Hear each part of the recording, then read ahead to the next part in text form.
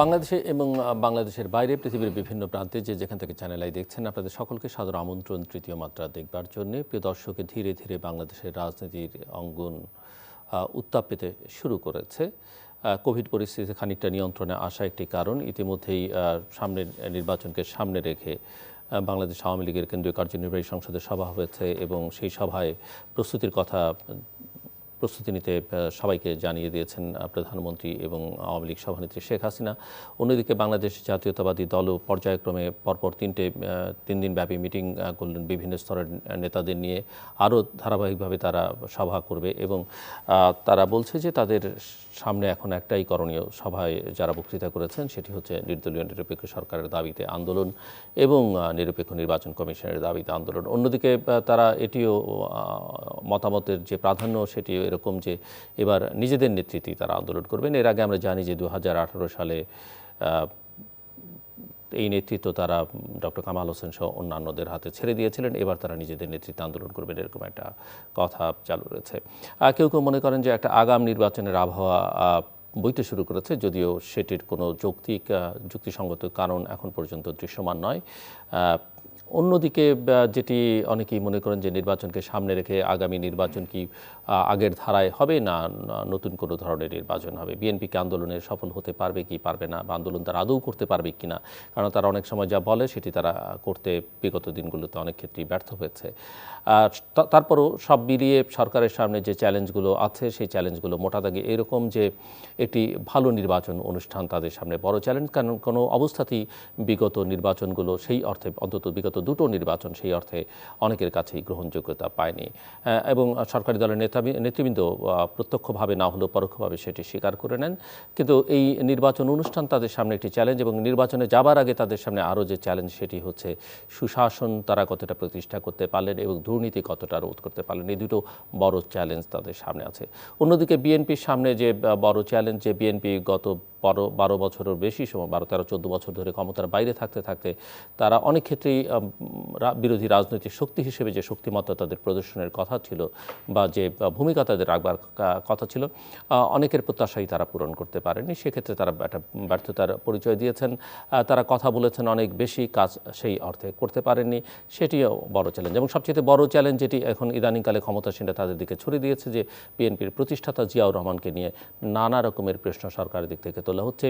জিয়াউর রহমান মুক্তিযোদ্ধা ছিলেন কি না এই প্রশ্ন, জিয়াউর রহমানের মরদেহ কবরে আছে কি না সেই প্রশ্ন, জিয়াউর রহমান বঙ্গবন্ধু হত্যাকাণ্ডের নেপথ্যে ছিলেন সে কথাও এখন বলা হচ্ছে। সব মিলিয়ে এই চ্যালেঞ্জ মোকাবেলাও বিএনপির জন্য একটা বড় চ্যালেঞ্জ বলে অনেকে মনে করেন যে এটি তাদেরকে মোকাবেলা হয়তো আগামী দিনে করতে হবে এবং কীভাবে তারা করবেন সেটি একটা বড় প্রশ্ন। এইসব প্রশ্নের উত্তর খোঁজার চেষ্টা করব আমরা। কথা বলবার জন্য দুজন অতিথি আমার সঙ্গে রয়েছেন, দুজনই পেশাজীবী কাম রাজনীতিবিদ। আমার বায়ে বসা আছেন স্বাধীনতা চিকিৎসক পরিষদ সাচিপের মহাসচিব professor doctor M A Aziz, এবং আপনারা জানেন যে সাচিপ বাংলাদেশ আওয়ামী লীগ সমর্থিত চিকিৎসকদের সংগঠন।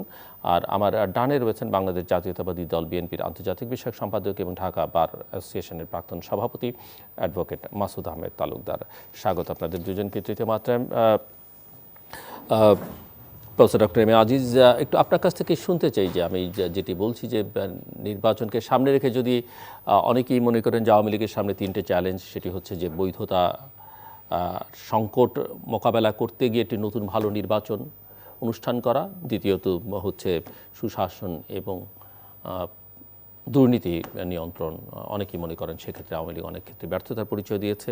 এই চ্যালেঞ্জগুলো আওয়ামী লীগ কীভাবে মোকাবেলা করবে? নির্বাচনের আলোচনা শুরু হয়েছে, যদিও নির্বাচনের এখনও বেশ খানিকটা সময় বাকি আছে। ধন্যবাদ আপনাকে, ধন্যবাদ এবং শুভেচ্ছা চ্যানেলের দর্শক শ্রোতাদেরকে। দেখুন, বাংলাদেশ আওয়ামী লীগ এবার টানা তৃতীয়বারের দেশ পরিচালনার দায়িত্বে আছে। আমরা যেটা মনে করি, আমি যেটা মনে করি যে নির্বাচনের প্রেক্ষাপট তৈরি করার জন্য আওয়ামী লীগের যে চ্যালেঞ্জগুলোর কথা আপনি বললেন, সেই জায়গাটায় আমি মনে করি যে আওয়ামী লীগ বিভিন্ন প্যারামিটারে এগিয়ে আছে। কারণ হলো, দেখেন, সুশাসন, দুর্নীতি, নির্বাচন, এ নিয়ে আমরা মনে করি যে আওয়ামী লীগ বিগত সময়ে দুর্নীতি জিরো টলারেন্স যে নীতি নিয়ে মৌলবাদের জিরো টলারেন্স যে তিনি নীতি নিয়ে এগোচ্ছিল, এইটা অনেকটা সাকসেসফুল। এই কারণে বলবো, দেখেন আমাদের এখনকার যে দুদক নিয়ে অনেক আলোচনা সমালোচনা ছিল। এক সময় বলতো যে দন্তবিহীন বাঘ এই দুদক, কিন্তু এখন কিন্তু দুদক মানে বিভিন্ন শ্রেণী পেশার মানুষ এবং অনেক পাওয়ারফুল লোক, জনপ্রতিনিধি, রুলিং পার্টির এমপি মন্ত্রী, বিভিন্ন ক্ষেত্রে আমলা, অনেক ক্ষেত্রে আমরা দেখেছি তারাও কিন্তু দুদকের জালে আটকা। এবং দুদক এখন অনেক শক্তিশালী, অনেক দূরজাল বিস্তৃত এবং দুদক কাজ করে যাচ্ছে। এখানে দুদকের কোনো বাধাও নেই। পাশাপাশি নির্বাচনের যে ম্যানিফেস্টো, যে কমিটমেন্ট, যে দর্শন কিংবা রুটম্যাপ নিয়ে সরকার ইলেকশন করে দেশ পরিচালনার দায়িত্ব এসেছিল, আজকে আমরা যদি এই মুহূর্তে দেখি যে প্রত্যেকটা ক্ষেত্রেই কিন্তু এগিয়ে যাচ্ছে। উন্নয়নের সূচক বিভিন্ন, আমি যেমন হেলথ সেক্টরের মানুষ, হেলথ সেক্টরে যদি দেখেন বিভিন্ন সূচকে, আন্তর্জাতিক সূচকে এগিয়ে আছে বাংলাদেশ। আজকে বাংলাদেশের আমরা যদি দেখি যে এই মানুষের গড় আয়ু বলেন, পার ক্যাপিটা ইনকাম বলেন, আমাদের যে এখন যে ভ্যাকসিনেশনের কথা, এই ভ্যাকসিনেশনের সাফল্যের কথা বলেন, আমরা এই বিদ্যুতের সেক্টরে বলেন, কৃষিতে বলেন, খাদ্যে বলেন, বাংলাদেশের ব্যাংকের রিজার্ভ বলেন, সব ক্ষেত্রেই কিন্তু এগিয়ে আছে বাংলাদেশ। আজকে বাংলাদেশের যে অনেকগুলো 10টা মেগা প্রজেক্টের কাজ চলছে এবং 3টি মেগা প্রজেক্ট খুব দ্রুতই এটা আমরা আশা করি যে আমরা বাস্তবায়নের পথে এবং উদ্বোধন হবে। পদ্মা সেতুর কথা বলেন, কর্ণফুলী টানেলের কথা বলেন, মেট্রো রেল বলেন, এগুলো কিন্তু একদম ভিজিবল। এখন যে কোনো সময়, স্বল্প সময়ে আমরা জনগণের এগুলো দেখতে পাবে, সুফল পাবে। 100টি অর্থনৈতিক অঞ্চলে কাজ চলছে এবং এই কোভিড সময়েও কিন্তু বাংলাদেশের অর্থনীতি কিন্তু অনেক শক্তিশালী। আমরা সরকার এখন থেকে প্রস্তুতি নিচ্ছে নির্বাচন কমিশনের যে নতুন নির্বাচন কমিশনের নির্বাচন হবে, সেটা অলরেডি আমরা রুলিং পার্টি দেখেছি সার্চ কমিটির মাধ্যমে এর আগের মতো একটা নির্বাচন কমিশন, নিরপেক্ষ, সবার কাছে অ্যাকসেপ্টেবল নির্বাচন কমিশন ডেফিনেটলি খুব দ্রুতই আমরা আশা করতেছি আমরা দেখতে পাবো। ফেব্রুয়ারিতে তাদের মেয়াদ শেষ হয়ে যাবে। হ্যাঁ, ফেব্রুয়ারিতে মেয়াদ, যে সরকার এখনই সেই উদ্যোগ নিচ্ছে। আমি মনে করি যে এই নির্বাচন কমিশনের মাধ্যমেই আমাদের যে এই যে এখন যে আলোচনা সমালোচনা যেগুলো হচ্ছে, এগুলো অনেকটা কমে আসবে। আমি মনে করি যে সরকারের, আমরা যদি গত এক যুগের দেখি এবং আগের এক যুগের চিন্তা করি, তাহলে দেখব যে আমরা সুশাসন, উন্নয়ন এবং বিভিন্ন ক্ষেত্রে গণতন্ত্রের যে অগ্রযাত্রা, এতে আমাদের বাংলাদেশের অগ্রযাত্রা অনেক এগিয়ে আছে বিশ্বের যে কোনো দেশের চেয়ে। এই কোভিড সিচুয়েশনে দেখেন যে বাংলাদেশের যে রুলিং পার্টি বাংলাদেশ আওয়ামী লীগ এবং তার সহযোগী সংগঠন, এই সাবকন্টিনেন্টে আমি মনে করি যে সরকার এবং রাজনৈতিক দল জনগণের পাশে যেভাবে দাঁড়িয়েছে, এইটা আসলে নজিরবিহীন। পৃথিবীর ইতিহাসে এরকম নাই একটা রাজনৈতিক দল এরকম কোভিড সময়ে মানুষের পাশে দাঁড়াতে পারে এবং সেবা করতে পারে, এটা একটা এক্সাম্পল। আমি মনে করি যে এই মুহূর্তে যে আপনি আলোচনা সমালোচনার কথা বললেন, যারা বিভিন্ন রাজনৈতিক দল আছে তারা এখন বিভিন্নভাবে তারা বিভিন্ন আলোচনা সমালোচনা করছে। এটা আসলে গণতন্ত্রের, আমি মনে করি গণতান্ত্রিক প্রক্রিয়ায় রাজনৈতিক দল তারা বিভিন্ন আলোচনা সমালোচনা করতেই পারে। তারপরে এটা সরকারি দল, রুলিং পার্টি, আলোচনা সমালোচনা হবে। কিন্তু মূল জিনিস হলো যে আমরা মূল জায়গাটায় আসতে চাই যে আমাদের এই বাংলাদেশ স্বাধীন হওয়ার পরে আমাদের ইতিহাস, স্বাধীনতার ইতিহাস, আমাদের মুক্তিযুদ্ধ, স্বাধীনতা, এই জায়গাগুলোতে আমরা আসলে আমরা এক থাকতে হবে আদর্শ নাগরিক হিসাবে। এই জায়গাটায় কোনো ছাড় দেওয়া যাবে না। এই জায়গাটা ঠিক রেখে আসলে আমরা আলোচনা সমালোচনা আমরা যে রাজনীতি করি সেই দিকে করা উচিত। অ্যাডভোকেট মাসুদ আহমেদ তালুকদার, আমি বিএনপির প্রসঙ্গে, বিএনপিকে কেন্দ্র করে যে প্রসঙ্গগুলো আমি তুলছিলাম, আরও হয়তো কিছু যোগ করা যাবে, সেই প্রসঙ্গে পরে আসি। যেটি সরকারের সামনে চ্যালেঞ্জ বা আপনারা যে সমালোচনাগুলো করে থাকেন সরকারের ক্ষেত্রে, যে তারা বৈধ সরকার নয়, তাদের অধীনে নির্বাচন নয়, নিরপেক্ষ নির্বাচন কমিশন দরকার, দুর্নীতিতে ছেয়ে গেছে, দেশে সুশাসনের ভীষণ অভাব। সো আপনার কাছে কি তুমি মনে হয় মিস্টার আজিজ যে বললেন যে সরকারের নানা ক্ষেত্রে যে সাফল্যের উদাহরণ তিনি বললেন এবং সেগুলো দিয়ে তারা এই চ্যালেঞ্জ আসলে কতটা মোকাবেলা করতে? জি, আপনাকে ধন্যবাদ ডক্টর আজিজ সাহেবকে এবং যারা আমাদের অনুষ্ঠান শুনছেন এবং দেখছেন। দেখুন, আপনি প্রথমেই সূচনায় বলেছেন যে বিএনপির জন্য অনেক স্পর্শকাতর পরিস্থিতি, এই সেগুলো আমরা পরে আলোচনা করতে চাই।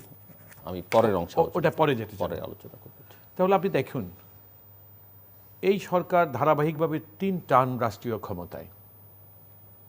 আপনি দেখবেন যে এই 3 টার্মে রাষ্ট্রীয় ক্ষমতায় প্রত্যেকটা নির্বাচন, যে এই 3টা নির্বাচন জাতীয় নির্বাচনের মাধ্যমে রাষ্ট্রীয় ক্ষমতা দখল করেছে এই সরকার, তার প্রত্যেকটা নির্বাচন বিতর্কিত। আপনি দেখেন 1-11 সময় যে অসাংবিধানিক কেয়ারটেকার গভর্নমেন্ট হলো, তাদেরও আমলে নির্বাচন, ওই নির্বাচনটা একটা আন্ডারস্ট্যান্ডিংয়ের নির্বাচন ছিল এবং আওয়ামী লীগ ওই কেয়ারটেকার গভর্নমেন্টের সঙ্গে এইভাবে সিদ্ধান্ত নিয়েছিলেন যে ওই কেয়ারটেকার গভর্নমেন্ট বেআইনিভাবে এসে যে সকল অন্যায় কাজ করেছিলেন সেগুলোর বৈধতা দিবেন, রাষ্ট্রীয় ক্ষমতায় তাদেরকে দিয়ে যাবে। আমরা দেখেছি সেটাই হয়েছে এবং সেই অনুসারে আওয়ামী লীগ 2008-এর নির্বাচনে জয়ী হয়েছে এবং রাষ্ট্রীয় ক্ষমতায় বসে যারা 1-11 জন্ম দিয়েছিল সেই কুশীলবদেরকে এক্সিট দিয়ে চলে গেছে। আমাদের সবসময় বক্তব্য ছিল এটাই যে এই রাজনৈতিক সরকার, বিশেষ করে আওয়ামী লীগের আমলে বা আওয়ামী লীগের অধীনে কোনো গ্রহণযোগ্য নির্বাচন হওয়া সম্ভব না। আমরা 2008-এর নির্বাচনে কার্যত সিদ্ধান্ত গ্রহণ করেছিলাম নির্বাচনে না যাওয়ার জন্য, কারণ আমরা নির্বাচনের আগেই বুঝতে পেরেছিলাম যে 1-11-র কুশীলবরা একটা ফ্রি এক্সিট নেওয়ার জন্য আওয়ামী লীগকে পছন্দ করেছে, তাদের সঙ্গে আন্ডারস্ট্যান্ডিং হয়েছে এবং রাষ্ট্রীয় ক্ষমতা তাদেরকে দিয়ে তারা তাদের অবৈধ কাজের বৈধতা নিয়ে তারা চলে যাবে। কিন্তু তারপরও আমাদেরকে নির্বাচনে নানা কারণে অংশগ্রহণ করতে হয়েছে এবং সেই 2008-এর নির্বাচনে আমরা প্রথম দেখেছি যে নির্বাচনের আগে নির্বাচনের বাক্স ভরে যায়, যেই জিনিসটা আমাদের বুঝতে কিছুটা দিন সময় লেগেছে। এবং সেটা কখন বুঝলাম 2008-এর নির্বাচনে, যখন জাতীয় পার্টি, যেই জাতীয় পার্টি আওয়ামী লীগের সঙ্গে একটা সখ্যতা ছিল নির্বাচনের, রাষ্ট্রীয় ক্ষমতায় আওয়ামী লীগ অধিষ্ঠিত হওয়ার পর যখন জাতীয় পার্টি তার ক্ষমতার অংশীদার হতে পারলেন না, তখন তার মুখেই আমরা শুনেছি 2008-এর নির্বাচন কেমন ছিল। আমরা এরপরে চিন্তা করলাম যে 2013-তে সরকার দলীয়, অর্থাৎ দলীয় সরকারের অধীনে নির্বাচন। আমাদের বক্তব্য ছিল দলীয় সরকারের অধীনে, অর্থাৎ আওয়ামী লীগের অধীনে গ্রহণযোগ্য নির্বাচন হওয়া সম্ভব না এবং আমরা আন্দোলন করেছি। আন্দোলন সার্থক ছিল, তবে আমাদের একটা ভুল ছিল আন্দোলনে, সেই কথাটাও আমার আজকে অকপটে স্বীকার করতে হবে। সেটা হলো এই যে সকল আন্দোলনের একটা চূড়ান্ত রূপ নেওয়ার আগে কারো ভ্রান্ত আশ্বাসের উপরে আস্থা নেওয়া ঠিক না এবং সেই ভ্রান্ত আশ্বাসকে বিএনপি বিশ্বাস করতে গিয়ে আমরা ভুলটি করেছি। আপনি দেখেন জামাতের সঙ্গে মিশে যখন আওয়ামী লীগ কেয়ারটেকারের আন্দোলন করেছিল, আমাদের বিএনপির মাননীয় চেয়ারপারসন, তিনি তৎকালীন prime minister madam Khaleda Zia বলেছিলেন আওয়ামী লীগকে আপনারা আসুন, সংসদ থেকে পদত্যাগ করবেন না, আমরা কেয়ারটেকারের বিল পাশ করি এবং আগামী নির্বাচনে কেয়ারটেকার সরকারের অধীনেই হবে। কিন্তু আওয়ামী লীগ আন্দোলন করতে গিয়ে যখন দেখলেন যে তাদের আন্দোলনে মোমেন্টাম আসছে এবং ওই মুহূর্তে আন্দোলন সেরে যদি নেগোসিয়েশনে বিএনপির সঙ্গে আসে, তাহলে রাজনৈতিক চূড়ান্ত বিজয় হয়তো বা আওয়ামী লীগ পিছিয়ে যাবে। সেই কারণে দেখেন একটি সরকার আনুষ্ঠানিক ঘোষণা দিয়েছে যে আমরা কেয়ারটেকার গভর্নমেন্টের বিল পাস করব এবং তারপর পার্লামেন্ট ডিজলভ করে তার অধীনে নির্বাচন হবে। আওয়ামী লীগ কিন্তু সহযোগিতা করেনি। কিন্তু 2013 সনে আমরা ভুল করেছিলাম, আমরা আওয়ামী লীগকে বিশ্বাস করে ফেলেছিলাম, যেটা আমাদের করা উচিত হয়নি, অন্যায় করেছি আমরা। তো 2013 সনে নির্বাচনে না যাওয়ার পরে দেশের বুদ্ধিজীবী, তারপর আরও যে সমস্ত স্টেক হোল্ডার আছেন, তাদের বক্তব্য ছিল যে বিএনপি নির্বাচনে যায় নাই, সুতরাং কী করে বিএনপি অনুধাবন করবে যে আওয়ামী লীগের অধীনে গ্রহণযোগ্য নির্বাচন হওয়া সম্ভব নয়। আমরা কিন্তু 2013-র অবস্থান পরিবর্তন করে 2018-তে আবার নির্বাচনে গেলাম। 14 আসলে, হ্যাঁ, ভার্চুয়ালি 14 নির্বাচন বাদ দিয়ে আমরা আবার 18 নির্বাচনে গেলাম। 18 নির্বাচনে যাওয়ার পর কি দেখা গেল যে সেখানে 30 তারিখের নির্বাচনের আগে, অর্থাৎ 29 তারিখের আগে রাতেই ভোট বাক্সে ভরে গেছে। এবং সবচেয়ে পরিতাপের বিষয় হলো এই যে এই একটি গণতান্ত্রিক দেশে সরকার এবং বিরোধী দল দুটাই কিন্তু জনগণ নির্বাচন করে। আমাদের দেশে এখন যে রাষ্ট্রীয় ক্ষমতায়, অর্থাৎ এখন যারা রাষ্ট্রীয় ক্ষমতায়, সবথেকে দুর্ভাগ্যজনক হলো এই, তারা একটি অ্যালায়েন্স, 14 দলীয় অ্যালায়েন্স করে তারা নির্বাচন করেছিলেন। জাতীয় পার্টি তাদের একটা কম্পোনেন্ট ছিলেন। নির্বাচনে জয়ী হওয়ার পরে আওয়ামী লীগ ক্ষমতা বেছে নিলেন, আর তাদেরই অ্যালায়েন্সের যারা রাষ্ট্রীয় ক্ষমতায় আসার জন্য, ক্ষমতা দখল করার জন্য নির্বাচন করলেন, মহাজোটের অংশীদার, 14 দলের নয়। হ্যাঁ, মহাজোটের অংশীদার, তারা তখন কি করলেন, জাতীয় পার্টিকে বললে ভাই আপনারা বিরোধী দলে বসেন। তো পৃথিবীর গণতান্ত্রিক ইতিহাসের নিয়ম হলো সরকার এবং বিরোধী দল জনগণ নির্বাচন করে। আমাদের দেশেই একমাত্র উদাহরণ যে এখানে সরকার এবং বিরোধী দল দুইটাই আওয়ামী লীগ নির্বাচন করেছে। তো বিষয়টা হলো এই যে দেখেন, আপনি 2008 বলেন, 2014 বলেন, 2018 বলেন, কোনো নির্বাচনই আওয়ামী লীগ শাসন আমলে গ্রহণযোগ্য হয়নি। তো এখন আমরা নির্বাচনে অংশগ্রহণ করেও সেটা প্রমাণ করেছি, নির্বাচনের অংশগ্রহণ না করেও প্রমাণ করেছি যে আওয়ামী লীগের অধীনে গ্রহণযোগ্য নির্বাচন হতে পারে না। এখন বৈধতা একটা কথা, দেখেন এই সরকার বৈধতার জন্য বহু চেষ্টা করছে। 2 মিনিটে শেষ করবেন আপনি। হ্যাঁ, দেখেন 2018 সনের নির্বাচন আমরা গেলাম, সেই নির্বাচনে কি অবস্থা হয়েছে দেখেন। অর্থাৎ এমনভাবে নির্বাচনকে নিয়ন্ত্রণ করলো, সেই নির্বাচনে জাতীয় পার্টিকে বিরোধী দল বানা হলেন। আমাদের অবস্থা তো আপনি দেখেছেন কি অবস্থা। যাই হোক, ওইটা বড় কথা না। বিষয় হলো নির্বাচন কমিশন। নির্বাচন কমিশন সরকার কাকে দিয়া? আমরা বারবারই বলি সার্চ কমিটি করে, তারা নিরপেক্ষ লোকের নাম তালিকা সরকারের কাছে উপস্থাপন করে, সরকারের সবার সঙ্গে নির্বাচন কমিশন আলোচনা করে, তারপর তাদেরকে, আসলে বিষয়টা তা না।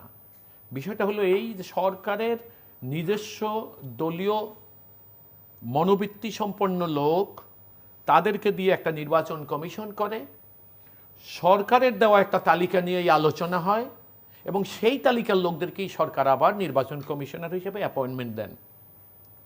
ফলে এই যে আলোচনার প্রহসন, বিরোধী দলের সঙ্গে কথা বলা, এটা কোনো দিন, আপনি যতটাই বলেন না কেন, আমাদের দেশে রাজনৈতিক সরকার গ্রহণযোগ্য নির্বাচন করার কোনো যোগ্যতা রাখে না। এবং এটার কারণটা হলো কি দেখেন, মানে রাজনৈতিক সরকার বলতে সেটা আওয়ামী লীগের হোক অথবা সেটা বিএনপির হোক, আচ্ছা, এটা রাখে না বলেই বিএনপিকে কেয়ারটেকার গভর্নমেন্টের বিষয়টা, কনসেপ্টটাকে মেনে নিতে হয়েছে, এবং কেয়ারটেকার আইন। এবং এটা এক এক পর্যায়ে একটা লেভেল থাকে। যেমন বিএনপির সময় নির্বাচনের বা নির্বাচন কমিশনে যে খুঁটিনাটি প্রভাব পড়ে না তা কিন্তু নয়, কিন্তু এই সরকারের আমলে যত দিন গেছে এই যাবৎকালে সেটা মহামারী রূপ নিয়েছে। অর্থাৎ এত মহামারী, 153 জনকে নির্বাচন ঘোষণা করেছে এই সরকার আমলে, এখন এই সরকারের বানানো নির্বাচন কমিশন, যারা জনগণের ভোটই পাননি। 2018 সনে 6% ভোট পায়া নির্বাচিত হলেন, সেই পার্লামেন্ট আজও, সেই সংসদ, মানে সেই সরকার আজ দেশ চালাচ্ছে। সুতরাং বিষয়টা হলো এই যে গ্রহণযোগ্য নির্বাচন চাইতে হলে ওই যে সরকারের যে বৈধতার কথাটা আপনি আপনার আলোচনা আছে, আমি একটা লাইন বলে এইভাবে বল শেষ করুন। আপনি যাই বলেন না কেন, গণতান্ত্রিক সরকার বলুক, এরা যে লেবাজে আসুক, তারা যত গ্রহণযোগ্যতা প্রবৃদ্ধির কথা যেগুলো বলছে সেগুলো আমি পরবর্তী সময় আসবো। একটা জাতীয় নির্বাচন যদি গ্রহণযোগ্য নির্বাচন না হয়, রাষ্ট্রীয় ক্ষমতা অনেকভাবেই দখল করা যায়। এ যাবৎকালে এদেশের ইতিহাসে অনেকেই দেখেছি আমরা দখল করেছে, কখনো সামরিক স্বৈরাচার, এখন আবার বেসামরিক স্বৈরাচার, এটাও দেশে মানুষ বলা বলি করছে।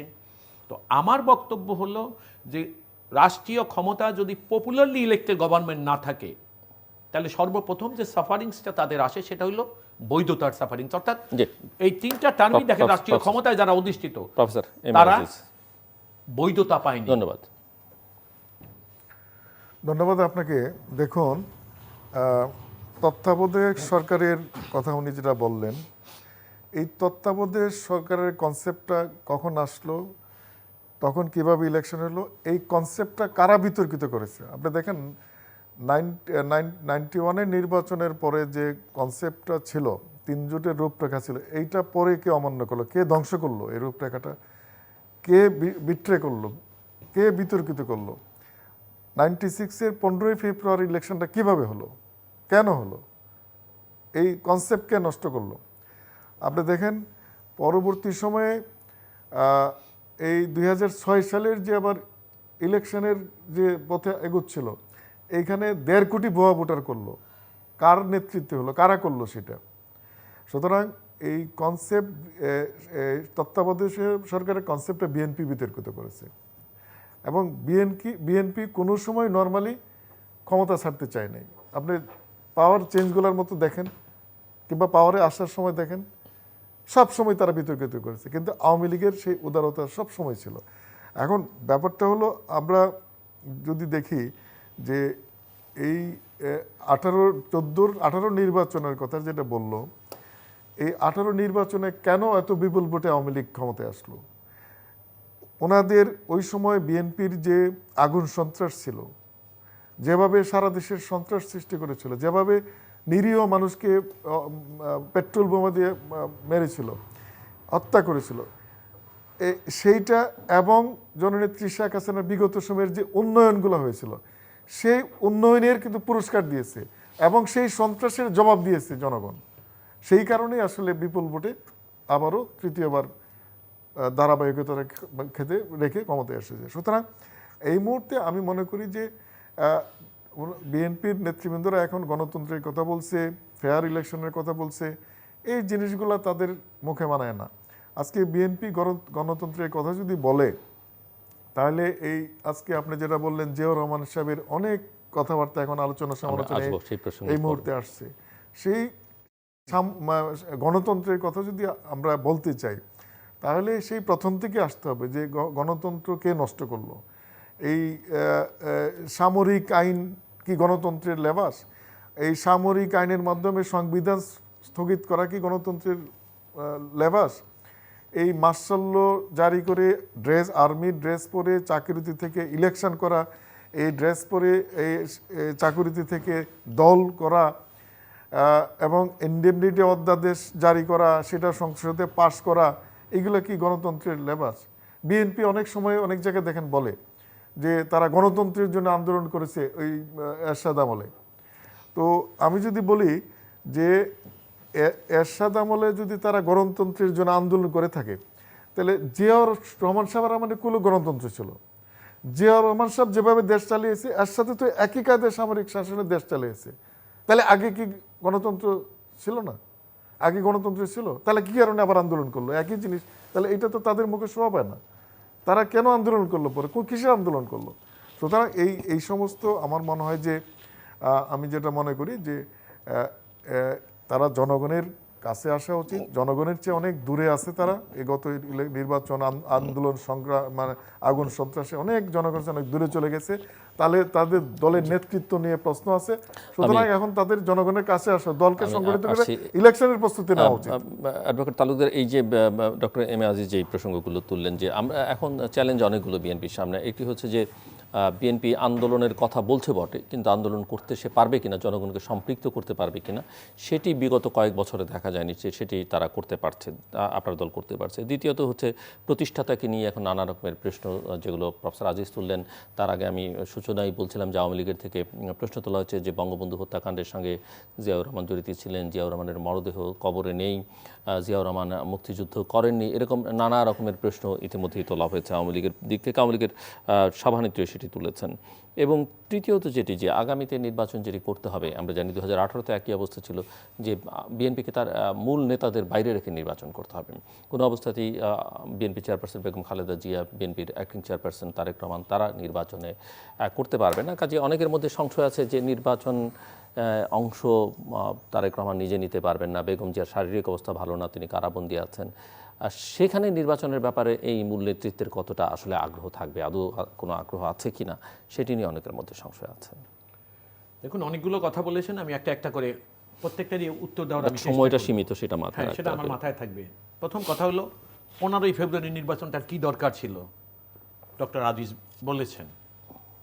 এটা দরকার ছিল এই যে ওই সময়কার আন্দোলন, যেহেতু বিএনপি রাজনৈতিক দল হিসেবে গণতন্ত্রে বিশ্বাসী, জনগণের আন্দোলনকে বিএনপি গ্রহণ করেছেন, সম্মতি দিয়েছেন যে হ্যাঁ ঠিক আছে, যেহেতু বিএনপির আমলে, এবং সেটা কি মোহাম্মদপুর শালিকার একটা কেন্দ্রের নির্বাচনে, যে দেশে 153 নির্বাচন কেন্দ্রে নির্বাচনে সংসদে মানে নির্বাচনী আসনে ভোট হয় না, তাহলে সেই দেশে কত হাজারবার কেয়ারটেকার আসা উচিত ছিল। মোহাম্মদপুর শালিকার একটা আসনের জন্য কেয়ারটেকারের আন্দোলন হলো এবং সেটা মোমেন্টাম পেল, এবং বিএনপি কিন্তু সেটা গণতান্ত্রিক দল হিসেবে মেনে নিলেন কেয়ারটেকার। 15ই ফেব্রুয়ারি যদি আওয়ামী লীগ পদত্যাগ না করে, তাহলে 15ই ফেব্রুয়ারি লাগে না, কারণ বিএনপিকে তো কেয়ারটেকারের আইন বানাতে হবে। এবং আপনি দেখেন বিএনপি পরিষ্কার ভাষায় ম্যাডাম খালেদা জিয়া বলেছিলেন যে আমরা 15ই ফেব্রুয়ারি নির্বাচন এই কারণে করছি যে যেহেতু আওয়ামী লীগ পদত্যাগ না করলে আমরা সংসদে কেয়ারটেকারের বিল পাস করতে পারতাম, তো যেহেতু আওয়ামী লীগ পদত্যাগ করছে আমাদের একটা সংসদ লাগবে, এবং কেয়ারটেকারের বিল সারা রাত যখন পাশ হলো পরের দিন সকালবেলা কিন্তু সংসদ ডিজলভ হয়ে গেল শুধু কেয়ারটেকারের কারণেই 15ই ফেব্রুয়ারি। আপনারা এত কথা বলেন, 15ই ফেব্রুয়ারি নির্বাচনকে বাতিল করেন না কেন তাহলে? এটা যদি অবৈধই হয়ে থাকে, আদৌ তো বাতিল করছেন না আপনারা, তাহলে এটা থেকেই প্রমাণ করে যে আসলে ওই নির্বাচনটার গ্রহণ প্রয়োজন ছিল। তবে 2014 সনের নির্বাচন এর চাইতে 1000 গুণ ভালো ছিল 15ই ফেব্রুয়ারির নির্বাচন, এবং এটার পিছনে সৎ উদ্দেশ্য ছিল। আপনি একটা জিনিস দেখেন, এরশাদের বিরুদ্ধে আন্দোলন করেন, আপনি বলেছেন এরশাদের আন্দোলন যদি সঠিক অন্যায় হয়ে থাকে, তাহলে আপনার কাছে প্রশ্ন, এরশাদের বিরুদ্ধে যখন বিএনপি আন্দোলন করেছিল সেই আন্দোলনে আপনারা কেন শামিল হয়েছিলেন? বিএনপির সাথে একই রূপরেখা নিয়ে কেন? ওনার প্রশ্ন তো সেটাই নয়। ওনার প্রশ্ন যদি আপনি যদি বিএনপির এরশাদের বিরুদ্ধে আন্দোলন করেন তাহলে জিয়ার বিরুদ্ধে আন্দোলন হয়। এইবার আপনি দেখেন, আমি আপনাকে সহজে উত্তর দিই, তাইলে আপনি বলেন জিয়া, শহীদ রাষ্ট্রপতি জিয়াউর রহমান সেনাবাহিনী থেকে আসছেন, রাষ্ট্রীয় ক্ষমতায় থেকে দেশের প্রয়োজনে রাজনৈতিক দল করেছেন, একদলীয় শাসন ব্যবস্থায় যেখানে দেশটাকে নিয়ে যাওয়া হয়েছিল সেখান থেকে বহুদলীয় গণতন্ত্রে তিনি আসলেন, এবং এই বহুদলীয় গণতন্ত্রের প্রবর্তন করার পরে যখন 1979-এ পার্লামেন্ট ইলেকশন হলো, সেই নির্বাচনে কিন্তু আওয়ামী লীগ অংশগ্রহণ করেছে। আপনাকে মাথায় রাখতে হবে। সুতরাং জিয়াউর রহমান যখন গণতান্ত্রিক নির্বাচনে গেলেন এবং জিয়াউর রহমান নির্বাচিত হয়ে দেশের রাষ্ট্রপতি হলেন, সেই নির্বাচনে আওয়ামী লীগ অংশগ্রহণ করেছিল এবং 39টা সিট পেয়েছিলেন। Khandaker Asaduzzaman leader of the opposition ছিলেন। ইলেকশন রাষ্ট্রপতি নির্বাচন না, 79-এর পার্লামেন্ট ইলেকশন। আমি সেই কথাটাই বলছি যে তাইলে বহুদলীয় গণতন্ত্রের যে প্রবর্তন করলেন তিনি, এবং যে নির্বাচন গণতান্ত্রিক নির্বাচন হলো, সংসদ নির্বাচন হলো, সেই নির্বাচনে আওয়ামী লীগ অংশগ্রহণ করছে। সুতরাং জিয়াউর রহমানের আমলে বহুদলীয় গণতন্ত্রের যে নির্বাচন হয়েছে সেটাকে আওয়ামী লীগ অংশগ্রহণ করার পর এটাকে কন্ট্রোভার্ট করতে পারেন না, এবং 39টা আসন আপনারা পেয়েছিলেন। একটা জিনিস আপনাদেরকে মনে রাখতে হবে, আগুন সন্ত্রাস এটা কারা করেছে? আওয়ামী লীগ দলীয় অনেক গুরুত্বপূর্ণ লোকের মুখে আমরা শুনেছি। আরেকজন গুরুত্বপূর্ণ লোক সম্পর্কে বলেছে কোথায় আগুন লাগিয়েছে, কি করেছিল। তারপরে কারা বিএনপির আন্দোলনকে স্যাবোটাইজ করার জন্য, সরকারকে খুশি করার জন্য, অথবা তাদের মনমতো একটা পুতুল সরকার বানানোর জন্য তারা এই নাশকতায় অংশগ্রহণ করে বিএনপিকে কেন করা হয়েছিল?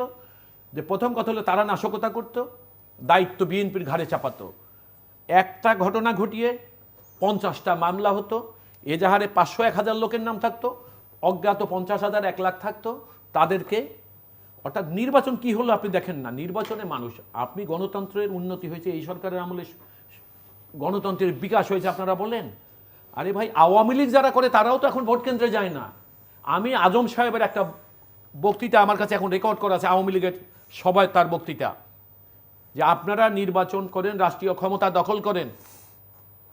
তিনি বলেছেন যে এটা অত্যন্ত দুর্ভাগ্য, ধানমন্ডি 5-এর যে নির্বাচন হলো, সেই ধানমন্ডি 5-এর নির্বাচনে আমি দেখেছি 8-এর বিএনপি আওয়ামী লীগের 5% লোকও ভোট দিতে যায় নাই।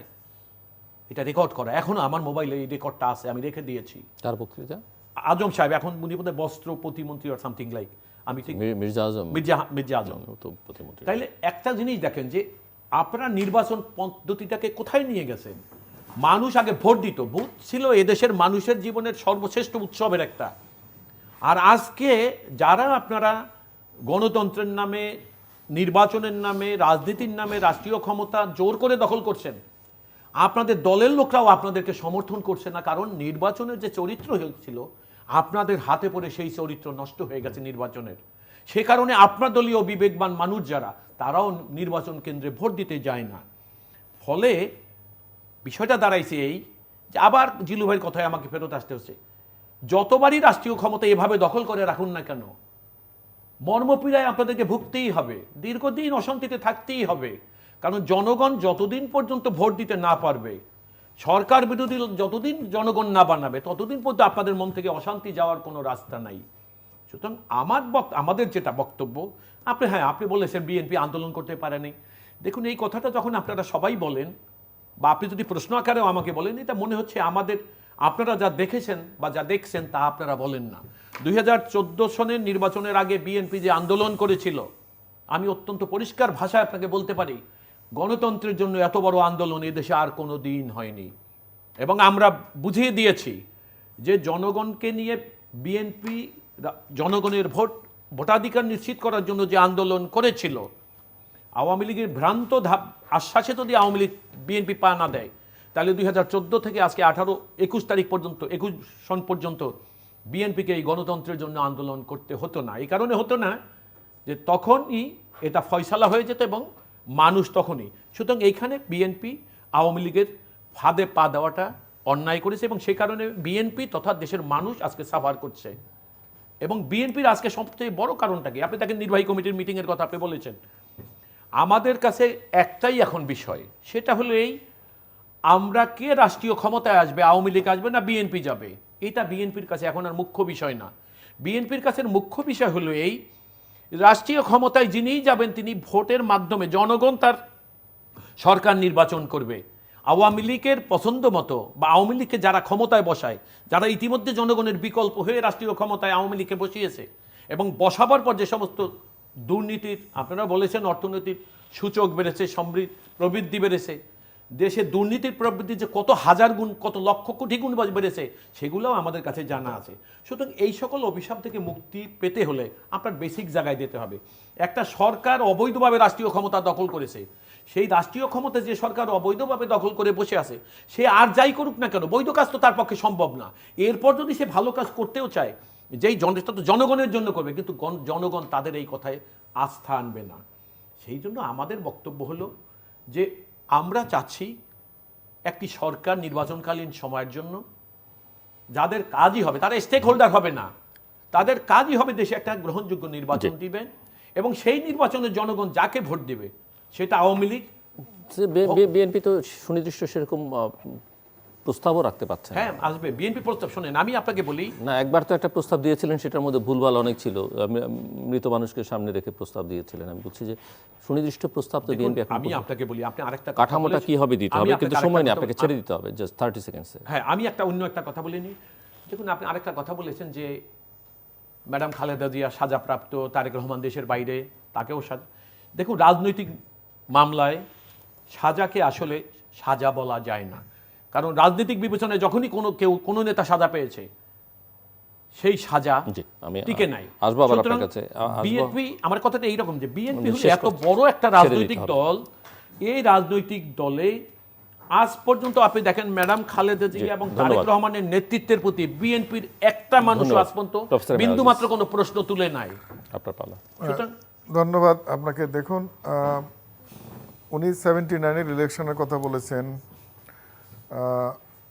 বাংলাদেশ আওয়ামী লীগ, আপনাদের মনে আছে 70-এ মার্শালের সময়ও ইলেকশন করেছে এবং 79-এও যে ইলেকশন করেছে একই স্ট্র্যাটেজি, একই ইস্যুতে, যে জনগণের অধিকার প্রতিষ্ঠা, সেই লক্ষ্যে ভোটাধিকার প্রতিষ্ঠা, এই লক্ষ্যেই কাজ করেছে, এই লক্ষ্যে ইলেকশন। আপনি 15ই ফেব্রুয়ারি ইলেকশনের কথা বললেন, এই ইলেকশনের এখনও আছে এই কারণে, এইটা সংসদের ধারাবাহিকতা রক্ষা, যে কারণে 79-এর ইলেকশনও ধারাবাহিকতা রক্ষায়, সেটাও কিন্তু সংসদে আছে। কারণটা হলো, আপনার মনে আছে যে এই হাইকোর্ট কিন্তু সিনেমা হলের মামলায় এই 75-এর উপরে মোস্তাক জিয়ার সমস্ত কর্মকাণ্ড সরকার গঠন কিন্তু অবৈধ ডিক্লেয়ার করেছিল। তাহলে তাদের তো এই সংসদের ভ্যালিডিটিও থাকে না, সেগুলোও কিন্তু আছে। এইগুলো জাস্ট ঐতিহাসিক সংসদের ধারাবাহিকতা রক্ষার জন্য আছে, এইটাই হলো বাস্তবতা। আগুন সন্ত্রাসের কথা বললেন, এইটা আসলে এখন যে মিডিয়ার যুগ, আগুন কারা দিয়েছে, কখন কিভাবে দিয়েছে, এটা কিন্তু তখনকার মিডিয়াগুলো এখনও যদি দেখেন সবাই জানে আগুন সন্ত্রাস কারা করেছে। সমস্যা হলো কি জানেন, যে এই যে বিএনপি, আমরা যদি রাষ্ট্র পরিচালনায় যারা রুলিং পার্টি, তারা যদি তাদের ম্যানিফেস্টো বাস্তবায়ন করতে চায়, তারা যদি প্রপার গণতন্ত্র চর্চা করতে চায়, তাহলে বিরোধী দল, অন্যান্য রাজনৈতিক দলেরও ভূমিকা থাকতে হয়। বিএনপি এমন একটা অবস্থায় চলে গিয়েছে যে তারা এই যে দলের যে মূল নেতৃত্ব, তারা দুর্নীতিগ্রস্ত, তারা সাজাপ্রাপ্ত, কেউ জেলে আছে, কেউ দেশের বাইরে আছে সাজাপ্রাপ্ত হয়ে দেশে আসছে না। তো এখন তো তাদের দলের নেতৃত্বই নেই, এবং বিগত ইলেকশনগুলোতে একই সিনারিও ছিল। কারা নমিনেশন দেব, কারা কি করবে, ওইখানে বসে স্কাইপিতে নমিনেশন বাণিজ্য, এগুলো তো এক জায়গাতে 7-8জন বিএনপির ইলেকশন করেছে। তো সুতরাং এখানে দলের চেইন অফ কমেন্টই নেই, তাহলে দলের ডেমোক্রেসি নেই। তো তারা তো এখন পাবলিকও তো এটা বুঝে এবং তাদের দলের নেতাকর্মীরাও এখন কিন্তু হতাশাগ্রস্ত। সুতরাং তাদের দল আগে সুসংগঠিত করতে হবে, তারপর ইলেকশন করতে হবে। এখন দেখেন এই যে আলোচনা হচ্ছে, এই জিয়াউর রহমানের কবর নিয়ে আলোচনা হচ্ছে, 15 আগস্টের হত্যার সাথে, বঙ্গবন্ধু হত্যার সাথে জিয়া জড়িত ছিল, মুক্তিযোদ্ধা কিনা জিয়াউর রহমান, এগুলো কিন্তু ইতিহাসের একটা পর্যায়ে এখন সব চলে আসছে। আপনি দেখেন সেই 75-এর এই যে 15 আগস্টের হত্যাকাণ্ড, এই সময় অনেকটা সময় চলে গেছে। এখন অনেক বিদেশি সাংবাদিক, দেশি সাংবাদিক, গোয়েন্দা সংস্থা, দেশি বিদেশি যারা কূটনীতি ছিল, তারা কিন্তু বিভিন্ন কথাবার্তা, আলোচনা, লেখনীতে এখন কিন্তু সব স্পষ্ট যে ওই সময়ে কারা এটার সাথে জড়িত ছিল। আজকে জিয়াউর রহমান সাহেবের যে মুক্তিযোদ্ধার বিতর্কিত যেটা বলে, এটা তো খুব সঙ্গত কারণে বলা হয়। কারণ জিয়াউর রহমান মুক্তিযুদ্ধের সময় 26শে মার্চ পর্যন্ত যানজোয়ার অধীনে কর্মরত ছিল। 26শে মার্চ স্বাধীনতার ঘোষণার পরে, বঙ্গবন্ধু ঘোষণার পরে, সেই কালুরঘাট বেতার কেন্দ্রে আমাদের আওয়ামী লীগ নেতা হান্নান সাহেব সহ জিয়াউর রহমান সহ অনেকে ডিক্লেয়ার করেছে। পরবর্তী সময় জিয়াউর রহমান যখন মুক্তিযুদ্ধে যায়, তখন কর্নেল ব্যাগের চিঠি যে তুমি আমাদের ভালোই করছো, তোমার ব্যাপারে আমরা খুশি, তোমার ভবিষ্যতে আর পুরস্কার আছে, আরেকটা কাজ দিব তোমার, মেজর জলিলের ব্যাপারে সাবধান থাকো। পরবর্তী সময় আগস্ট মাসে আরেকটা চিঠি জিয়াউর রহমান নিজে লেখে মেজর জেনারেল জমশেদের কাছে। এই জমশেদের সাথে আগে পাকিস্তানে একসাথে জিয়াউর রহমান কাজ করতো, সেই চিঠিটাকে খালেদা জিয়ারা দেখভাল করার জন্য। তার মানে কি, আপনি যার সাথে যুদ্ধ করতেছেন, তাদের যারা প্রতিপক্ষ, তাদের সাথে আপনার যোগসূত্র আছে, যোগাযোগ আছে, তো বিতর্কিত তো হবেই। পরবর্তী সময়ে আমরা যদি দেখি যে ওই সময় কর্নেল উসমানীও তাকে অনেকবার শোকজও করেছে এই বিতর্কিত কর্মকাণ্ডের সময়। পরবর্তী সময় আমরা দেখি যে এই খুনি মুস্তাক যে কনফেডারেশন করতে চেয়েছিল, সেটার সাথে জিয়াউর রহমান জিয়াউর রহমান, এটা তো খুব সঙ্গত কারণ জিয়াউর রহমান পাকিস্তানের দেশ ভাগ হওয়ার পরে পাকিস্তান ফ্যামিলি সহ চলে যায়, ওখানে পড়াশোনা, ওইখানে আইএসআইয়ের অফিসার ছিল, পরবর্তী সময় এখানে আসছে। এটা তো আজকালকার সময় স্পষ্ট যে একটা পাকিস্তানের এজেন্ট হিসেবে জিয়াউর রহমান ছিল। আর মুক্তিযুদ্ধের 15 আগস্টের আগের প্রেক্ষাপট যদি দেখেন, আগের প্রেক্ষাপট এই কর্নেল রশিদ ফারুকের যে সাক্ষাৎকার, বিবিসিতে যে সাক্ষাৎকার, তা লন্ডনে যে বসে সাক্ষাৎকার, পরবর্তী সময়ে এই খুনি মাজেদের ফাঁসির আগে যে তার যে স্বীকারোক্তি, এইগুলো তো খুব স্পষ্ট। এবং ওই সময় 15 আগস্টের পরে ওনার সাথে যারা দেখা করতে গেছিল, ওনার যে উক্তি, এর আগে যারা দেখা করতে গেছিল তাদের সময় যে তার কথোপকথন, সব কিন্তু আছে এখানে। আপনার অ্যান্থনি মার্কান্সের বই বলেন, জেফসুর সাংবাদিক জেফসুর বই বলেন, এগুলো তো কিন্তু আসছে। এখন এটা তো স্পষ্ট জিয়াউর রহমান মুক্তিযোদ্ধা ছিল না এবং 15 আগস্টে জড়িত ছিল। আজকে কবরের যে আলোচনা হচ্ছে, এটা খুব স্পষ্ট যে ওই হত্যাকাণ্ড সংঘটিত হওয়ার পরে ওনারা কি কারণে শহীদ বলে জিয়াউর রহমান আমি জানি না, কোন যুদ্ধে শহীদ হয়েছিল আমি জানি না, কিন্তু 2 দিন 3 দিন পত্রপত্রিকায় ওই সময় দেখেন জিয়াউর রহমানের লাশ পাওয়া যায় না। গায়েবা জানাজা হচ্ছিল, গায়েবা জানাজা হয়েছিল, 3 দিন পরে যখন লাশ আসলো, তখন কিন্তু লাশ দেখতে দেয় না। তার সন্তানরাও আকুতি জানাইছিল আমি লাশ দেখতে চাই, দেখাই নাই। দেখেন পোস্টমর্টম হইলে, এটা বিজ্ঞানসম্মত মেডিকেল সায়েন্স, পোস্টমর্টম হইলে এই লাশ ডেড বডি আবার সেলাই করে আকৃতিতে আনা হয়, তার যে নর্মাল বডি স্ট্রাকচার আনা হয়, এইটা পোস্টমর্টমের রোল, এটা করতে হয়। সুতরাং ওইখানে তার কোনো ছবিও ছিল না। আর সবসময় তো চ্যালেঞ্জেই আওয়ামী লীগের নেতৃবৃন্দ অনেক চ্যালেঞ্জ করে, ডিএনএ টেস্ট করলে এটা প্রমাণ হতো। এবং ওই সময় 81-তে সংসদেও একজন সংসদ সদস্য শেখ ফজলুল করিম সেলিম চ্যালেঞ্জ করেছিল যে এটা জিয়াউর রহমানের লাশ না, এখানে অন্য কারো লাশ আছে, এটা প্রমাণ করেন, সে কিন্তু চ্যালেঞ্জ করেছিল। সুতরাং এই জিনিসগুলো তো এখন স্পষ্ট। হ্যাঁ, বিএনপি কেন এটা করে নাই, আমি বলি কেন এই চ্যালেঞ্জে যায় নাই।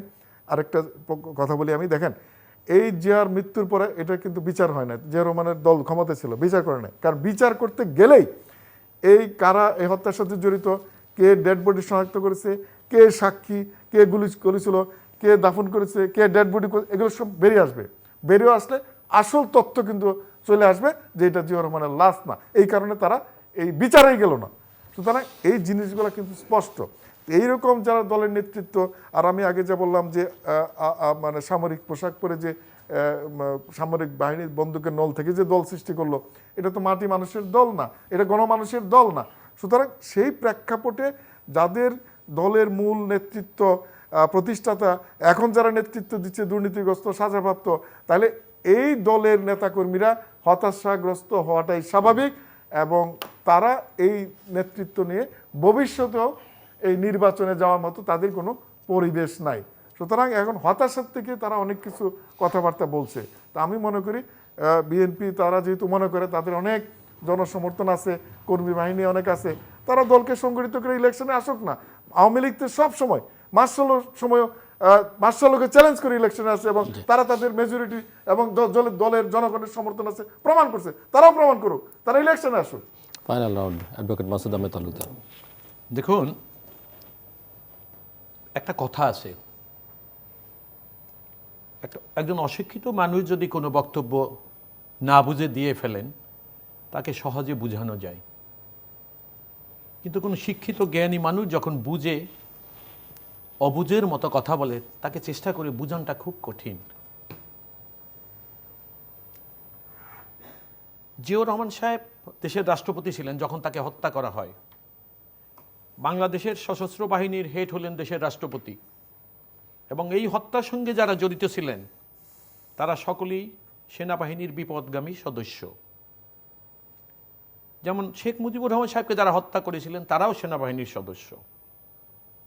সে কারণে তাদের বিচার কখন হয়েছে? যখন তারা রিটায়ারমেন্টে চলে গেছে তখন। সে কারণে তাদের পাবলিক ট্রায়াল হয়েছে। কিন্তু জিয়াউর রহমান সাহেবকে যারা করলেন তারা ইন সার্ভিস ছিলেন, সে কারণে তার বিচার মার্শাল ল কোর্টে হয়েছে এবং তাদের প্রত্যেকের এক্সিকিউশন হয়েছে।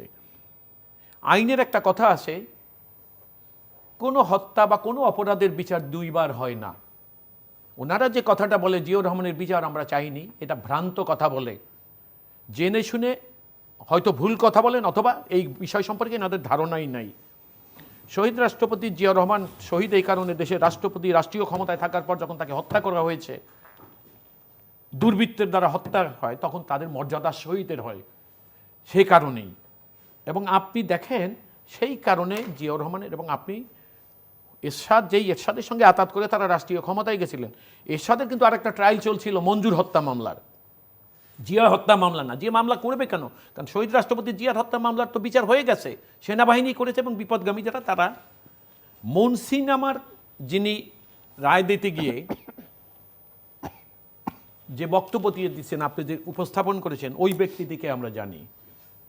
আমরা এদেশে কেয়ারটেকার আইন যেটা আন্দোলন করে এদেশের মানুষ প্রতিষ্ঠিত করেছিল, সেই কেয়ারটেকারের বিল আদালতের একটি ফরমাইশি রায় নিয়ে পরিবর্তন করতে হয়েছিল। কাকে দিয়ে করাইছি ওনারা সবাই আমাদের পরিচিত, আমরা সবাই জানি কি কারণ হয়েছে এবং এটার পরিণতিতে তাকে কি পুরস্কার দিয়েছে সেগুলো আমাদের জানা। 1970 সনে হ্যাঁ, আপনাদের সামরিক জান্তার সঙ্গে আতাত করা এটা নতুন কোনো ঘটনা নেই। আপনারা ইয়াহিয়ার অধীনে ইলেকশন করেছেন, আপনারা এরশাদের অধীনে ইলেকশন করেছেন যেখানে বিএনপি যায়নি। আপনারা এটা আপনাদের অনেক, হ্যাঁ আপনি বলবেন রাজনীতির কৌশল, থাকতে পারে রাজনীতির কৌশল, তবে সামরিক জান্তাকে রাষ্ট্রীয় ক্ষমতায় দখল করে বসে থাকার জন্য যত সহযোগিতা আপনারা করেছেন বিএনপি সেটা করেনি।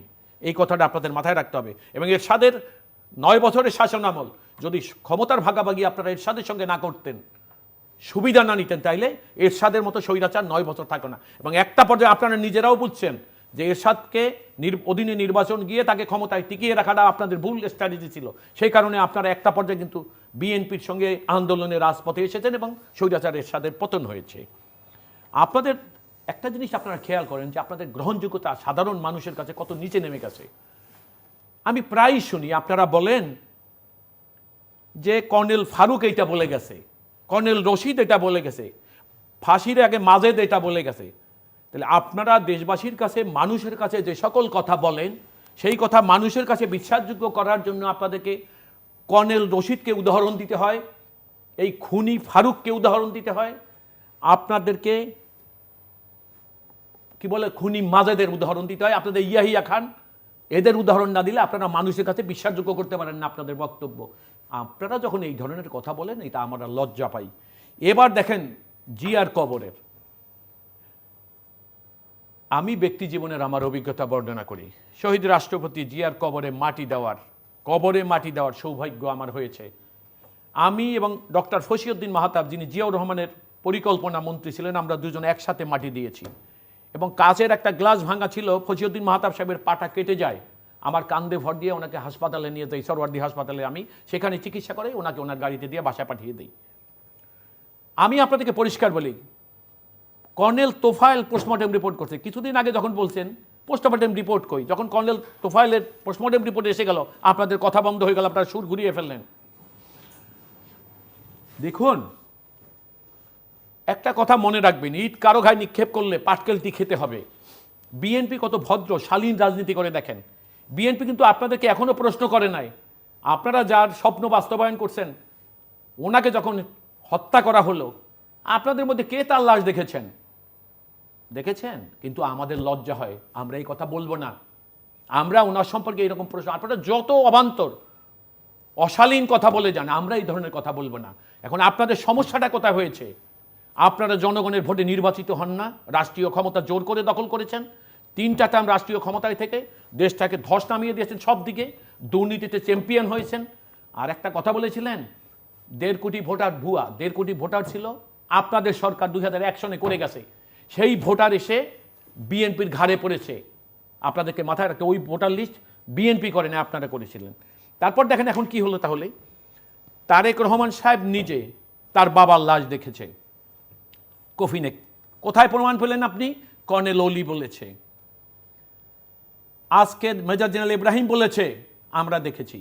কিন্তু গুটি কয়েক লোক এখন তো সুবিধাবাদী, খালি ওই ভুইফোর খালি মাটি থেকে গজাচ্ছে আপনাদের। এখন নতুন সুবিধা, কারণ এই সরকারের কাছে তো চাইলেই পাওয়া যায় এরকম কিছু সুবিধাবাদী। 40 বছর চুপচাপ থেকে এখন তারা বলতেছে আমি দায়িত্বে ছিলাম, এরকম 2-1 মুখে আমি শুনেছি। আমি ওখানে লাশ আছিল কিনা, বাট প্রধানমন্ত্রী আর সংসদে মাননীয় প্রধানমন্ত্রী যে কথাটা বলেছেন, জেনারেল শওকত, উনি কত বুদ্ধিমত্তার সঙ্গে ওনার বক্তব্য সংসদে উপস্থাপন করেছেন। উনি বলেছেন জেনারেল শওকতকে উনি জিজ্ঞাসা করেছেন, আর হোসেন মোহাম্মদ এরশাদকে উনি খুব চমৎকার বলেছেন। কারণ মরা মানুষকে বা মৃত ব্যক্তিকে যদি সাক্ষী মানে, তাইলে তো ওনারা তো এসে আর কখনো এটাকে কন্ট্রোভার্ট করতে পারবেন না, ছেড়ে দিতে হবে আপনাকে। তো তাহলে ব্যাপারটা হলো এই যে আসলে জিয়াউর রহমানকে এত ভয় পাচ্ছেন কেন? ভয় পাওয়ার কারণ হলো রাষ্ট্রীয় ক্ষমতায় 3 বছর থেকে আপনাদের গ্রহণযোগ্যতা তলানিতে চলে গেছে। মৃত জিয়াউর রহমান অপেক্ষা আওয়ামী লীগের কাছে জীবিত জিয়াউর চাইতে মৃত জিয়া, শহীদ জিয়া অনেক বেশি শক্তিশালী। সেই কারণে আপনারা কি করছেন যে দিনে দিনে যখন রাষ্ট্রীয় ক্ষমতায় জোর করে বসে থাকার কারণে গ্রহণযোগ্যতা তলানিতে চলে গেছে এবং বিএনপির গ্রহণযোগ্যতা দিনে দিনে বৃদ্ধি পাচ্ছে, সে কারণে আপনারা কি করছেন? আপনারা আমার হাতে সময় নেই, রাষ্ট্রপতি জিয়াউর রহমানের চরিত্র হননে নেমেছে। প্রফেসর মেহর আজিজ, দেখুন, মানে আমাদের এই কথাবার্তা কিন্তু জনগণ দেখতেছে, দেখছে, শুনছে, ওই সময় দেখতেছে, শুনতেছে। ওই সময়ে আপনি পত্রিকাগুলো দেখেন যে তারেক রহমানের কথা বললো, নিজে লাশ দেখেছে। তারেক রহমানের আকুতি, আমি আমার বাবার লাশ দেখতে চাই, দেখতে পারেন, বাক্স খুলেই নাই। এখন তারা কিভাবে 2-1 উনি নিজেও দেখলো বললো, কে কে জানি দেখেছে, কেমনে দেখেছে জানি না। আসলে বিএনপির চরিত্রটা এরকম। যেমন কালুগার বেতন কেন্দ্র থেকে 27 তারিখ যখন জিয়াউর রহমানের জোর করে এসে পড়ানো হলো, পাঠ করানো হলো, এইটা তখন কালুরগার বেতন কেন্দ্র 50, 40, 30 কিলোর বাইরে যেত না। এই পঞ্চগড় থেকে অনেকে শুনছে, বলে আমি পঞ্চগড় থেকে শুনছি। এই হলো বলে 26 তারিখ, কেউ বলে 26 তারিখ ঘোষণা দিচ্ছে, কেউ বলে 27 তারিখ ঘোষণা। এই যে তাদের যে অবস্থান, এটা সবসময় বিতর্ক অবস্থান সবসময়। আপনি কর্নেল তুফাইলের কথা বললেন, পোস্টমর্টমের আপনিও একজন লয়ার, পোস্টমর্টমে এটা স্পষ্ট, যদি কোনো ক্ষতবিক্ষত বডি থাকে, আপনি পোস্টমর্টম রিপোর্টের পরে এইটা আবার সেটা স্ট্রিচ দিয়ে আবার স্ট্রাকচারাল ফর্মে আনতে হয় এবং তার ছবিও রাখা যায়। তো জিয়াউর রহমানের সেরকম ছবি কেউ দেখাইতে পারবে? কর্নেল তুফাইল, আমি কি আপনাকে একটা পয়েন্ট অনুমতি সাপেক্ষে একটা পয়েন্ট আপনাকে সাবলিমেন্ট করে দিই ভাই, আমি একটা পয়েন্ট সাবলিমেন্ট। দেখেন, ডক্টর তুফাইলের পোস্টমর্টমের নোটে আছে লেখা যে লাশের অবস্থা যেহেতু বিভৎস, এটা কাউকে পাবলিকে না দেখানি ভালো। শুনেন, যদি লাশটা বিভৎসই হয়, তাহলে আপনি চিনলেন কেন জিয়াউর রহমান? আপনি পোস্টমর্টম করছেন, হ্যাঁ না? আপনি না না, আপনি বলেন বিভৎস লাশ, আপনি কিভাবে আইডেন্টিফাই করলেন জিয়াউর রহমান লাশ? বিভৎস লাশটা আপনি চিনবেন কেমনে? বিভৎস লাশ হলে আপনি চিনার তো কোনো সুযোগই নাই। শুনেন, বিভৎস, এটা একটা আপনি নেগেটিভ পয়েন্ট বলেন, এটা আমি বলবো জাতির সামনে এভাবে বলেন বিভৎস লাশ হলে সে দেখানো যাবে না, তাই আইডেন্টিফাই করলো। আমি বলবো বিভৎস লাশ ডিএনএ টেস্ট ছাড়া অন্য কোনো সুযোগই নাই। শুনেন, বঙ্গবন্ধুর লাশের কথা বলেন, বঙ্গবন্ধুর লাশ তো ওই কার্ফিউ দিয়ে রাখছেন, জানাজাও পড়তে আসতে দেন নাই লোকজনকে। আপনারা খুব সাহসী ছিলেন, আপনারা খুব সাহসী ছিলেন। জিয়াউর রহমান সাহেবের লোক তো এখন যতটা সাহসী তার একানাও ছিল না আপনাদের মধ্যে সাহস। এই বঙ্গবন্ধুর লাশে দেখতে দেয় নাই, এই জানাজাও পড়তে দেয় নাই, একদম 81 সাল পর্যন্ত ওই বাড়িতেও কারো যেতে দেয় নাই। জননেত্রী শেখ হাসিনা 81 থেকে ফিরে আসার সময় বাড়িতে ঢুকতেও দেয় নাই। সুতরাং এগুলো ইতিহাস মানুষ জানে। সুতরাং আমরা মনে করি যে এই 1.5 কোটি ভোটারের কথাও মানুষ জানে, যে এই ভোটার কারা করছিল, কোন ষড়যন্ত্র, ইয়েসুদ্দিনের ষড়যন্ত্রের কথা সব জানে, আজিজ মার্কা নির্বাচনের কথা সব জানে, কমিশনের কথা। রৌফ আজিজ মার্কা নির্বাচন বাংলাদেশের ইতিহাস হয়ে থাকবে, মডেল, যে এগুলো ঐতিহাসিকভাবে বিএনপির নেচার, চরিত্র, এগুলো সব জানে। সুতরাং আমার মনে হয় কর্নেল ফারুক, রশিদ, ডালিম, তার কথাবার্তা এটা বলতেই হবে, এটা ইতিহাস। এরা ইতিহাসের সাক্ষী, যা তারা নিজেরা অপকর্ম করছে এবং পরবর্তী জেনারেশন যুগ যুগ ধরে জানবে যে জিয়াউর রহমান সাহেবের নেতৃত্বে ফারুক, রশিদ, তারা এই অপকর্ম করছে এবং এইটা ইতিহাস পরবর্তী জেনারেশন জানতে হবে যে বিএনপি কার সৃষ্টি, কিভাবে কিভাবে আসলো, এই খুনি জিয়াউর রহমানের এই খুনের সাথে জড়িত ছিল, মূল পরিকল্পনাকারী, বঙ্গবন্ধু 15 আগস্টে হত্যাকারী মূল পরিকল্পনাকারী জিয়াউর রহমান। এই সাক্ষাৎকারগুলাই প্রমাণ করবে, যুগ যুগ ধরে থাকবে। এই আস্তনি মাস্টার খান কিংবা সাংবাদিক রেফসু, এদের এইটা ডকুমেন্টারি দলিল যুগ যুগ ধরে, শতাব্দী ধরে থাকবে। এই দলিল যতদিন থাকবে পৃথিবীর ইতিহাসে জিয়াউর রহমান বঙ্গবন্ধুর খুনি, মূল পরিকল্পনাকারী, এইটাও পৃথিবীতে থাকবে। আমি একটু কথা, আমাকে 1 মিনিট দয়া করে দেখুন, আমি আপনাকে বলি, যখন শেখ মুজিবুর রহমান সাহেবকে হত্যা করার পরে শফিউল্লাহ কি বলেছে, শফিউল্লাহর কাজ ছিল কি? শফিউল্লাহ সেনাবাহিনী প্রধান, ওনাকে যারা হত্যা করেছে শফিউল্লাহর প্রথম কাজ ছিল তাদেরকে মেরে ফেলা। আর শফিউল্লাহ তাদেরকে মারতে না পারলে শফিউল্লাহ নিজের মরা উচিত ছিল, তাহলে জাতির কাছে তিনি বিশ্বাসযোগ্য হতে পারতেন। আমি বলি, আমার কথা শেষ করি, আমার কথা শুনি না ভাই, আমার কথা শুনেন। সে কি করলো, এই রাজাকার মুস্তাক, খুনি মুস্তাকের যখন ওথ হয় তখন সেখানে গিয়ে মুনিয়ার উসমানী বসলেন। আর জিয়াউর রহমান যেহেতু মুক্তিযুদ্ধে বিশ্বাসী, তিনি ওখানে গেলেন না। আমার কথা শেষ করে নেই ভাই, আমি বলতেছি আপনাকে, শুনেন আমি বলি, সেখানে খন্দকার মোস্তাকের শপথে জিয়াউর রহমান যায়নি। সুতরাং যখন শফিউল্লাহ জীবিত, এখানেই সন্দেহ করে যে এই হত্যার সঙ্গে তার কোনো না কোনো সংস্রব ছিল। ধন্যবাদ। যেটা বলি আমি শেষ করে দিই, শহীদ রাষ্ট্রপতি দেখেন না, শহীদ রাষ্ট্রপতি শোনেন ভাই, শোনেন, জিয়াউর রহমান সাহেব দেশের স্বাধীনতার যখন শেষ প্রান্তে তৃতীয়মাত্রা সম্পর্কে আপনারা লিখতে পারেন ডাকে, ইমেল, SMS এর মাধ্যমে, ইন্টারনেট, আমাদের অফিসিয়াল ওয়েবসাইট অথবা সোশ্যাল মিডিয়াতে যেসব পেজ রয়েছে সেই সব পেজ আপনারা আপনাদের মতামত রাখতে পারেন। আর আপনাদের মতামতে আমাদের অনুষ্ঠান তৃতীয় মাত্রায় আপনি দেখতে পারেন প্রতি বৃহস্পতিবার এবং শুক্রবার বাংলাদেশ মারা দুটোই, সোমবার সকাল 11:30 এবং শুক্রবার দুপুর 1:30টায় দেখবার আমন্ত্রণ রইল। তৃতীয় মাত্রায় পরবর্তী সামাজিক যোগাযোগ মাধ্যম ফেসবুকে সরাসরি দেখতে পারেন, ফেসবুকে এবং টুইটারে তৃতীয় মাত্রা কারণ লাইভ স্ট্রিমিং হচ্ছে। আর iOS ডিভাইস থাকলে আপনি অ্যাপ স্টোর থেকে তৃতীয় মাত্রায় আপনি ডাউনলোড করে নিতে পারেন তৃতীয় মাত্রা দেখবার জন্য এবং অনুষ্ঠান সম্পর্কিত তথ্যাদি জানবার জন্য। অ্যাডভোকেট মাসুদ আহমেদ তালুকদার এবং professor doctor M A Aziz, অসংখ্য ধন্যবাদ আপনাদের দুজনকে আলোচনা অংশ নেবার জন্য। দর্শক, রাজনীতিতে এই বিতর্ক ছিল, আছে এবং থাকবে, কিন্তু আমরা চাই যে বিতর্কটা সুস্থ হোক, গণতান্ত্রিক ধারা অব্যাহত থাকুক এবং সুস্থ ধারা রাজনীতির চর্চা আমাদের হোক, স্বাভাবিক রাজনৈতিক চর্চা। দীর্ঘদিন পরে রাজনীতির অঙ্গন ধীরে ধীরে উত্তপ্ত হতে শুরু করেছে, এটি একদিক থেকে ইতিবাচক দিক, কিন্তু আমরা চাইব যে রাজনীতিটা দেশে কি হচ্ছে, দেশের অর্থনীতি, সমাজ, শিক্ষা, স্বাস্থ্য, কূটনীতি, নানা বিষয় নিয়ে আমাদের রাজনৈতিক নেতৃত্ব নীতি নির্ধারণী বিতর্ক করবেন। সেটি আমাদের রাজনীতির জন্য, দেশের জন্য, অগ্রগতির জন্য, অর্জনের জন্য অনেক কল্যাণকর হবে এবং আগামী নির্বাচনটি সেই সব বিষয় নিয়ে তারা আলোচনা বিতর্ক সামনে নিয়ে আসবেন, এটি আমাদের প্রত্যাশা। এবং সেই সঙ্গে দেশের মানুষ যেন শান্তিতে থাকে, সুস্থিতে থাকে, সব দিক বিবেচনায় সেটিও নিশ্চিত করা আমাদের দুটো প্রধান রাজনৈতিক পক্ষের। দর্শক, আমাদের সঙ্গে থাকবার জন্য অসংখ্য ধন্যবাদ, আপনাদের সবার জন্য শুভকামনা।